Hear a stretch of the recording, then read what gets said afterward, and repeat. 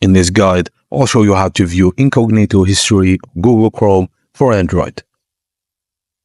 Begin by opening the Google Chrome app on your Android device and tap on the menu icon in the top right corner of the browser. From the menu that appears, select New Incognito tab to enter the mode. In the Incognito tab mode, perform the searches or browse the websites as usual. After you have completed your browsing session in Incognito mode, you can access your history. Tap on the address bar on the top browser window and enter Chrome //history/ and press enter to go. You'll be directed to the Chrome history page where you can view all of your browsing history, including the website visited in Incognito mode. Scroll through the list to see the Incognito mode history entries. And that's it, guys. It's as simple as that.